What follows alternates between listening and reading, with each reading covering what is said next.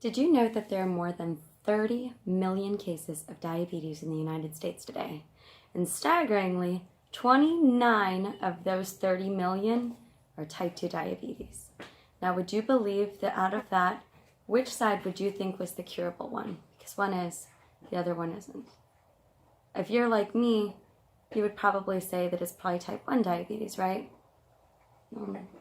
Unfortunately, if you answered that way, you're wrong just like I was.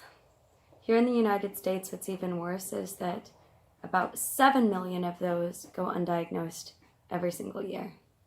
To me, this says that there's a lot of issues with not just our medical system, the way that we view health, but hugely an issue with education. My name is Danielle, and today I'm going to be talking about type 2 diabetes and the way that we manage our health here in the United States.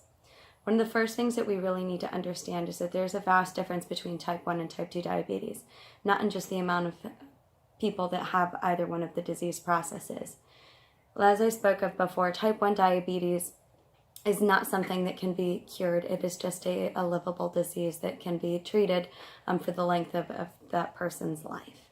So unfortunately, with type 1 diabetes, the body is not able to produce insulin in order to manage the sugar and blood levels for the body to exist adequately.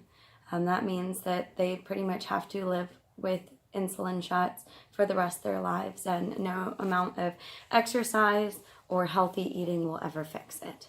For type 2 diabetics, it pretty much means that they're consuming too much sugars or carbohydrates, and a lot of times that are converted into sugars, and that then their pancreas becomes overloaded.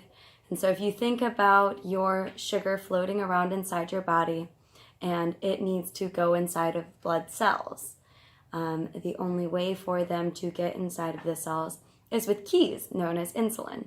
So if your body isn't producing enough of these keys or insulin from the pancreas, then no matter how many cells you have or how much space there is to put them away, it can't get inside.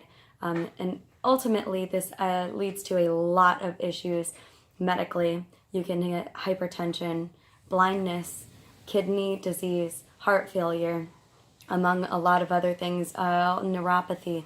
You don't heal as quickly. You end up with a lot of times getting infections that you're not even able to feel and then go untreated. So I think that a big problem with all of this is not the fact that the diseases exist, but the fact that the second half, the type 2 diabetes, is 100% curable. It can be managed specifically with healthy choices such as eating and exercise.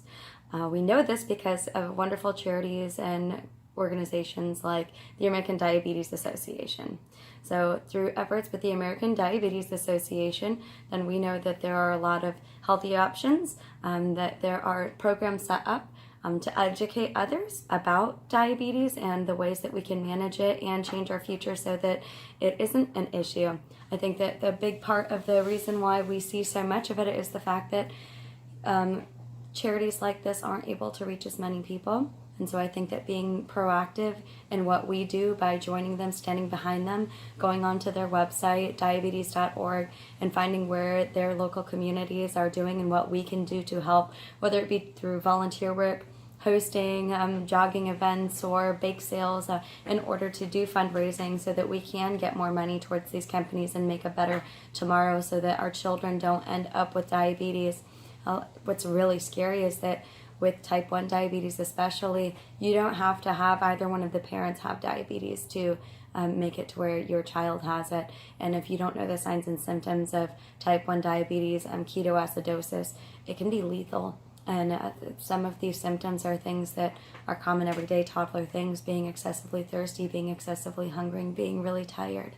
If you've had a toddler, then you know that those are pretty common things. So I think that it's really important we're all advocates and that we end up doing our part by joining things like the American Diabetes Association or by donating money so that we can further the cause and more research to prevent type 1 diabetes from being something that's treated to something that's cured. Thank you so much. Until next time, I hope you guys have a great day. Bye.